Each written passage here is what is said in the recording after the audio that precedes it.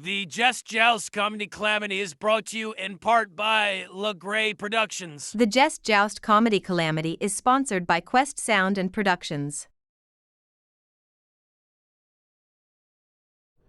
Oh, no, hell no, I thought this was fake. Oh, hell no, I'm too young to die. Oh, I joust you. No, I joust you. This is a Smoky Room Productions presentation. Brought to you by Happy Bones Jones Comedy. I think all stop signs at four-way stops should just say take turns. I mean, we're all adults here, right? But then again, I saw a grown man argue with a self-checkout machine. And don't get me started on people who push on doors that clearly say pull. So maybe take turns is asking too much. Let's start with please don't drive into the ditch. Hell yeah. What's going on, mofos and mofettes in the Fox's lair? Bam, bam, bam, bam, bam, bam. We're getting crunk on a Monday night because tonight is comedy night. This is the Just Joust comedy Calamity in this mofro, and we're trying to have a good time tonight. The way this show usually works is I put a premise out every Monday on the website, happybonesjones.com, you know, and the comedians come in here and they work out their material on the microphone. They get 7 minutes. At the 1 minute mark, Doug usually gives them a ding on the bell ring. You know what I'm saying? Goes ding, and then they got 1 minute left. Oh, there it is. Now, this week's premise is the most embarrassing moment of your life up to this point, you know, because there still could be some crazy embarrassing moments. We got, there it is right there, that's the ding. We got Mr. Doug James over here as one of our judges, as always, and we have Miss Sarah Crow here with us this evening. And I am Happy Bones Jones, a.k.a. Woody Wood, if you ask him real nice, a.k.a. the judge, a.k.a. they call me the most chill like honey on toast, high from coast to coast, you know what I'm saying? And we're here tonight to entertain you in a way that is unusual and foregoing. I don't know if either of those words are correct in this description or this context, but it sounded good at the moment whenever I had said it. Now, I experienced something embarrassing last week. You know, I'm gonna go ahead and tell you on public record right now. There will be some changes going forward in the show. I will no longer be able to hand out money to anybody on the basis of the subjectual judgment of said comedy performances. Because last week I made a faux pas and I called something I shouldn't have called. That fucked up the integrity of the competition portion of this motherfucking show. You know what I'm saying? I did it. I'm owning up to it. So I'm taking it away from the show. Because if you know, if I can just make a call on something, then I could do it anytime I wanted to. And the reason that I'm letting it go is because I had slipped up and told the motherfucker that I had did it. And then that motherfucker was a comedian. And I'm sure that motherfucker would be like, you know what this motherfucker did? So I was a preemptive strike in this bitch. You know what I'm saying? Happy Bones Jones don't play about here. This is my house. Plus on top of that, I'm gonna do it my way. I'm gonna start paying the people that work all the time, like Anthony and Doug and Raven. You know, we don't make no money off this show. So instead of having to deal with money at all, I'm gonna just take it out of the equation. So now we still gonna judge you. We still gonna go back and forth with you. And we still gonna have a good time. And at the end, you might get a shirt or a sticker or like some eggs out the garden. You know what I'm saying? Because I grow eggs. I do. All different color eggs. One thing I love to do is pickle the stuff that I made from the garden. I pickle it. Like you can grow pig's feet. I pickle the big feet. I sell them on the corner, but this is how I do it. I'll put them out on the jars on a little table right at one of the intersections in my neighborhood, right? Like 2 houses down from the house, right? I can see it from my porch. Then I put up a sign that says, honesty, man, let's do this. And then I'll be like, $5 for a pig's foot. And then they'll get the tongs, they'll open the big ass jar, because the jar is like as big as the table. And they'll open the big ass jar, it takes 2 of them. And then they'll take the big oversized tongs and they'll pull out a little bit little pig's foot, you know what I'm saying, out of the millions that's in there, and then they'll put it in the bag that I provided, and then they'll cash at me $5.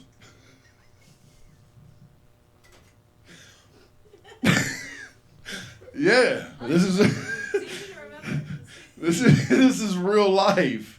You know what I'm saying, that I'm telling y'all about. This is stuff that happens. And the table doesn't look like it should hold that much weight, but it does. It doesn't even sag. So.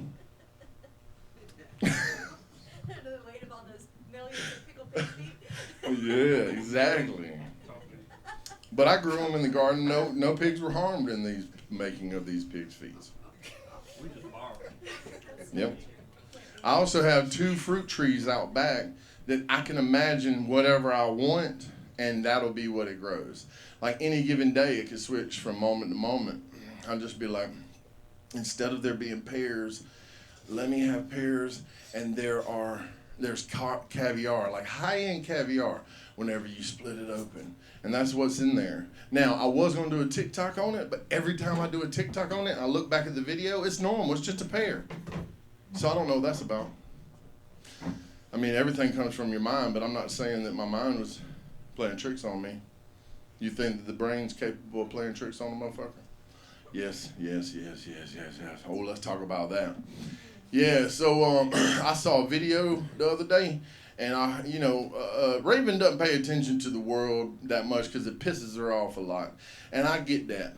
I'm able to be like, you know what, I'm going to let them have a pass because I'm entertained, you know.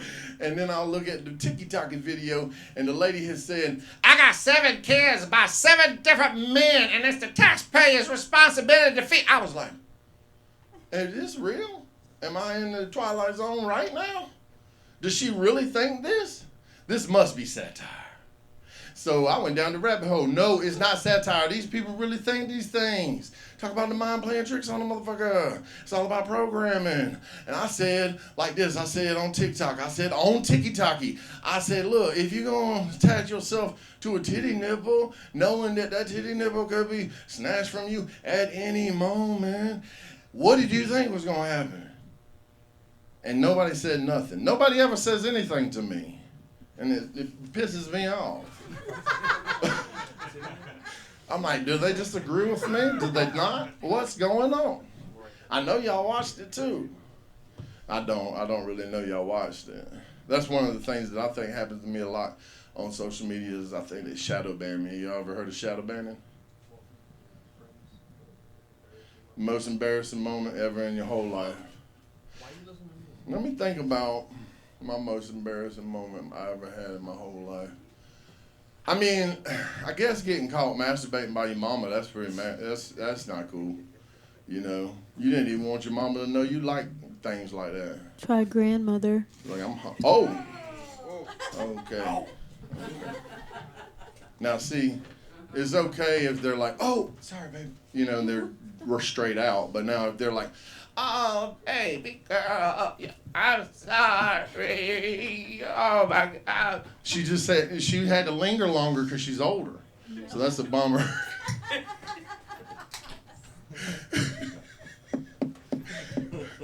I'm stupid. Yeah, but basically, my mom was like, huh, oh, you know, and she rolled out. And then we tried to pretend like, you know, that didn't happen. Let's reverse it. Let's rewind it. You know, and so it took me 3 days to say anything to her.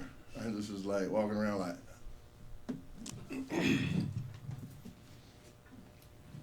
and then she'd be like, "You hungry?" I'd be like, I didn't want to talk to her about it, and I don't think she wanted to talk to me about it. And so the 13 other times that she caught me, she just was like, "Okay, it's enough, goddamn, it's enough." I was like, shit, you the one that got Cinemax on the TV? Damn! They used to call it Skinemax. I'm not kidding, man, because after a certain time of night, it was nothing but naughtiness on that day. I was like, how is this even legal, mama? And then I realized that I shouldn't be talking to my mama about these things. And what's really, it's always awkward whenever you're watching a regular movie with your family. Now, this don't happen these days because, we streaming. We can't. Everybody knows, like, okay, in this shit right here, you might see some humping or some titties or some blood. I don't know. Maybe both of them together. And so you're watching with your mom and dad back in the 80s, and you're watching a movie, and then all of a sudden a sex scene comes up that's really, really raunchy. And you're like, whew, man. Should I get up and leave, or should they wait? What's the protocol here? And usually, like, smart parents will probably be like, okay, we're just gonna fast forward through this part right here. This is not appropriate for your age. Okay, I'm sorry you had to see that little bit right there. Did I? We'll talk about it later. But okay. And then that's how healthy people might handle that situation. But my parents was like, hey, that's life. That's normal shit that happens. I don't know. They're just showing you the truth. What, you scared? You scared, motherfucker? I'm just kidding. They didn't talk like that. Yeah, they did. I'm just I just feel bad admitting it. But, yeah. I met him. Yeah, he knows, right? And I've told the story before, man. Like, okay, so, everybody know about Axel? The little boy? Yeah. Okay, this motherfucker, oh my God, dude. So for anybody that doesn't know, back context is the little boy, like, we're sitting up there in the courtyard and I hear this noise like rustling in the bushes and nobody else is looking, so I'm like, fuck it, I ain't gonna look either, And then it got to be too much. I was like, somebody gotta look. And I turned around and looked and it was a little boy and he had like Coke bottle glasses on and he was like, hi.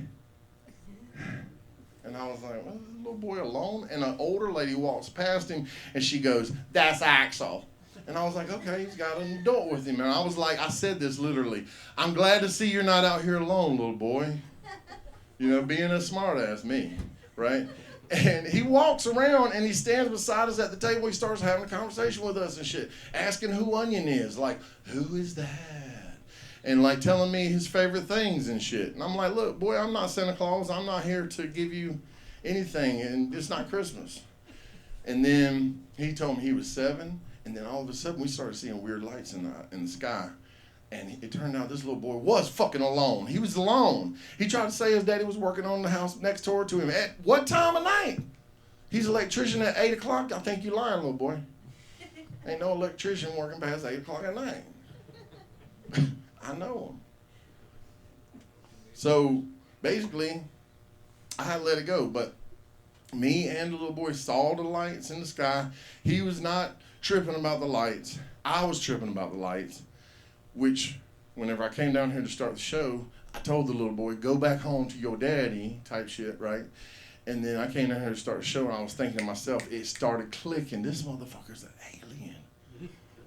Like he's alien, like Seer. Like Merchamer too, And so basically, I thought it was over. I forgot about Axel. And then I'm at the Publix out in Evans, like way far away from where I usually live at. I'll never go to this Publix. And it's like, the one going towards the lake. And I hear a little boy behind me, hey. And I turn around, I was like, oh, hell no. And again, he's by himself. I'm like, where is your parents at? Why are you? Well, my daddy's using the restroom, but I had to come up here and make sure my favorite yogurt was available because I only had like one type of yogurt, and daddy will just get any kind of yogurt, so I go ahead and get yogurt, and that way I put it in the basket, and daddy can't say nothing about it. And I was like, holy shit, I can get behind that because I got my favorite yogurt that I fuck with too. And then he told me what kind it was, and it was my fucking favorite yogurt. Yeah, man. And there was only 2 buckets, and he wanted both of them. And I was just like, we could split them. I was like, you get one, I get one. And he's like, I would do that usually, but I got here first. And that's rules. And I was like, what the fuck? Who are you? Where's your daddy? And he's like, he's in the restroom. And so I was like, all right, well, fine. I'll go to another store. And there was only one more store between my house and that store, and it didn't have it. You know, they never have it because it's the best. And I don't even tell you the name of it because I'm scared y'all might like it too. And then I'll have even a harder time finding it sometimes. And that's not even cool. So, fast forward, last night I had to work over at the Columbia County Fair. This motherfucker rolls up behind me at the derby, at the demolition derby. The cars running into each other and fucking mud flying everywhere, and like there's loud music and there's craziness and everybody's like, ah! And he's like, hey, hey. And I'm like, what in the fuck? I was like, oh man, where's your dad at? Can I meet your dad this time? I'm dying to meet your dad. He's not here tonight. It's just being my aunt. Your what? My aunt. My aunt. Okay, your aunt. That's a weird way of saying it, but okay. And then he's like, what, you don't have an aunt? And I was like, damn, now you're getting, I let you have the yogurt, little boy. The last ones. With that bullshit story. And then I turn around thinking, he's like, finally, okay, we can go and meet my aunt if you want to. I'm kicking dirt. Meanwhile, there's a car like 5 feet from him crashing into another car and dirt's flying everywhere. And somehow, he's not getting dirty. I don't know how it's like deflecting from him or something or going around him. And I was convinced. I was like, this is a little alien boy. I got to meet your aunt, bro. And when I turned around, wasn't a fucking split second. I mean, you couldn't even count to one. And he was gone. And it wasn't like a whole bunch of people around me. I swear, he had to like hop 20 feet in a half a second to get away from me to where I wouldn't see him in eye shot. And I was like, I'm convinced right now. I turn around to TJ Hill, who's the magician that plays the crowd in between the fucking derbies. And I said, did you see that little boy right there, the little boy Axel? He had the Coke bottle glasses. He said, hey, you too, right? He's like, there wasn't no little boy there. I was like, you better stop fucking with me right now, dude. He's like, there wasn't no little boy there. I don't know what you're talking about. I was like, are you fucking kidding me, dude? Or you really playing with me? Because I know the people at the fucking Fox's Lair saw his ass. I know they saw him. He's a real little boy. And he's like, man, how long's it been since you drank? I was like, you motherfucker. Do magic, bitch. Shut up. I asked him to come to the show, but after that display, he declined. He was like, ain't no telling what this dude's on. Shit. But the truth is that we had a closer that was coming down. He's going to be his fourth visit to the show, but he got a new job because, you know, sometimes comedians got to supplement their income. They can't get, you know, they can't be actually making a living wage doing this. And so he's like, man, they put me on ice. Can you believe that? Just like one of them old redneck boys. And I was like, I can believe that, man. That's how they'll do Bubba every time. Bubba going how to work nights at some point. And then, you know, bless his heart, you know, he had to work nights, and, you know, you do what you can, but he tried to cover it. He called Ty McLaurin. He's like, Ty McLaurin, you want to go down there and do Happy Bones show again? Because I'm Happy Bones, and this is my show. And he was like, hell yeah. I'll go down there. And I was like, hell yeah. And he's like, but, you know, it's probably the same material I did the last 2 times I went down. I was like, oh, shit. Well, you can work out some new stuff if you're working out some new stuff. And he's like, okay. And he agreed to that. And then this morning he was like, oh, you know, I ain't feeling all that great. You know what I'm saying? And he's like, I'll come. I just don't want to mess up our relationship together, our working relationship. I was like, man, I understand how it is. Life is what happens when you're making other plans. You know what I'm saying? Thank you, John Lennon. You know what I mean? And so I was like, we'll just chalk it up to life. Ain't no big deal, bro. Don't even worry on it. You know what I'm saying? 2 seconds, 3 seconds, 4 seconds. Next thing I know, I hear a click in the phone, and the little boy's like, hi. How the fuck did you get my number? And how did you break into this call? I hung up. And so I ain't had my phone on the whole time. I might have been missing work. I don't know. I ain't answering it. But it's eggnog season, and I don't know if y'all know this, but you can listen to the Jest, Joust, Comedy, Calamity all the way back to the beginning on Spotify. And I was, I don't know why I thought this would be a good idea. I went and listened to some of them old episodes. Now, boy, oh boy. I'm like, damn, I'm embarrassed to have this shit out in the public because it was bad. It's like I'm reading directly. I like squirrels, and they have things, they do them, and it's dead silence in the audience. And I'm like, this is going well. This is going well. But it's nice to hear the difference from then and now. And it's funny listening back to some of those old shows because you realize that you're always trying to find your voice in any kind of art form that you do. You're always trying to find your natural voice, and it's hard to do, especially whenever, it's new. You're just trying it out, and you don't get to do it that much, and that's why I started the show.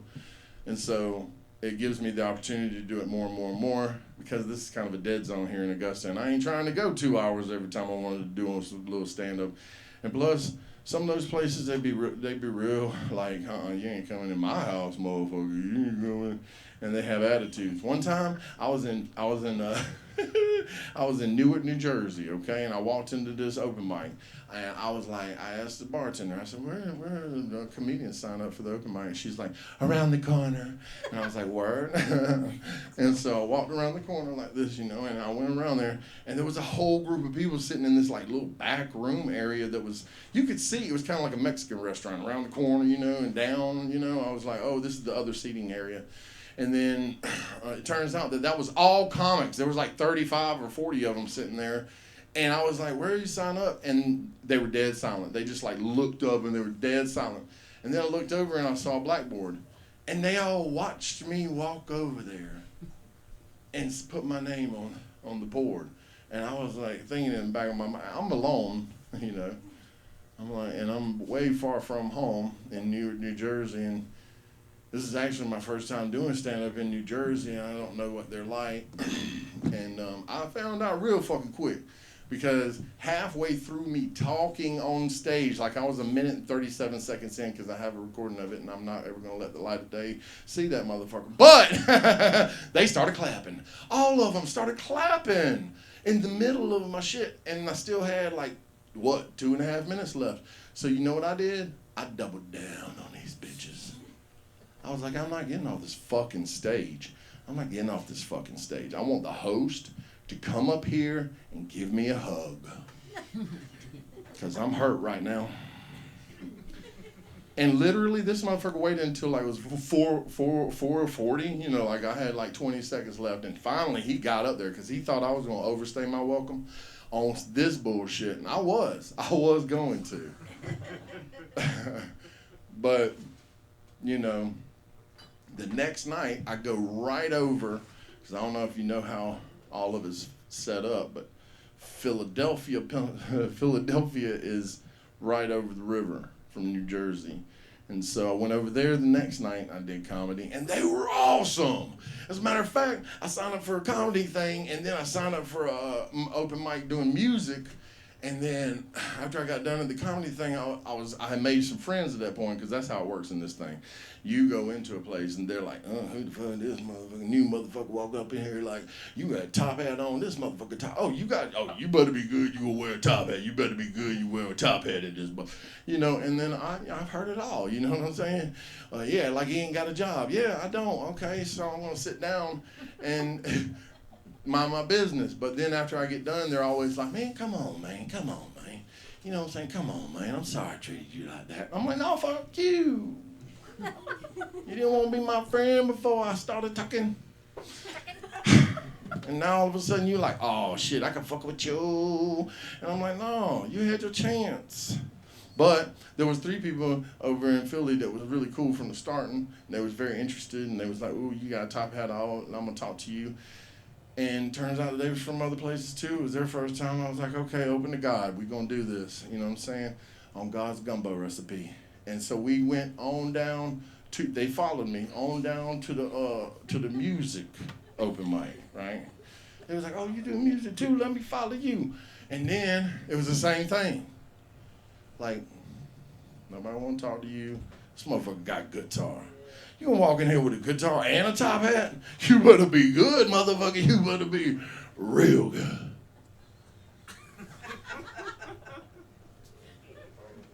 And then you could be intimidated and be like, I don't know, I'm leaving. But I stood my ground. I was like, yeah, I got a guitar and I got a top hat. And I'm signed up. And I'm going up next. And I brought my crew with me. And we doubling down. And like 3 nerdy white guys behind me like, yeah, we ain't can fool. And then I go do my thing, and then everybody wants to talk to me. The Indian guy wants to come talk to me. The Asian guy wants to come talk to me. We was a melting pot over in our little corner. You know what I'm saying? Doing our thing. There was love being spread. The vibration was being raised. I went to go use the restroom, came back. We got invited to a party by the host of the open mic, who was a transgender female who used to be a male that likes girls. Yeah. Yes, girls. Lesbian trans dude. And so I was like, hell yeah, let's go. I had some mushrooms. I ate them mushrooms. I did not make it back to my hotel room that night. I paid $280 so that my backpack could sit on a fucking bed and never get fucking used. The sun came up, and I was looking out the window because she was like up on the side of this hill looking over West Philly or East Philly. And I was like, oh man, this is a cool spot right here. Everybody's asleep. And no shit. Axel's fucking walking the dog in front on the fucking alley. I was like, what the fuck? Will, were you here whenever Axel was here? I was not. Melinda, was you here whenever? No. I was. Candace, it was real, wasn't it? Yeah, because I was concerned about why there was a child on the patio. Thank you. And he was supposed to See? be I met Axel. This is real life stuff that's happening right now. It's unraveling in real time. Sidebar, he's very clean. Exactly. He was articulate as fuck. I was like, you little precocious motherfucker. I don't know. If your daddy is an electrician, he is very well read because you don't talk like you should. With an electrician as a dad working at 8 o'clock at night in Pinch Gut, Augusta, Georgia. This neighborhood used to be called Pinch Gut back in the day. And this neighborhood bar actually was a speakeasy. You know what you had to say whenever you come to the door? Back then, there wasn't a stained glass window there. It was just like a little open door thing, right? And they opened the door, and you would have to say, Pinch Gut got my nut nut. Oh my God. That's not true. I'm serious. I left right there. Why? Because the reason why is because in Pinch Gut, they were allowed to have raunchy love, sex, you know, they were able to be themselves. But if they went up on the hill, you couldn't get no nut nut. Couldn't get no nut nut up on the hill. It's not allowed. This is against the law. So if you knew that you could come to Pinch Gut and get the nut nut, you'd come here every time. Down in the basement. In the basement bar. Yeah. It was called the Fox's Lair back then, too. It was owned by a redheaded lady named Mindy. It was Melinda's great. She's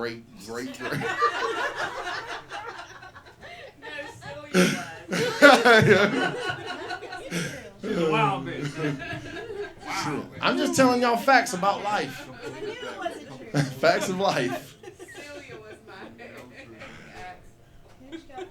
ex. But for real, Some of that what I just told y'all was real. Some of that was true. This is a Will. Smoky Room Productions presentation.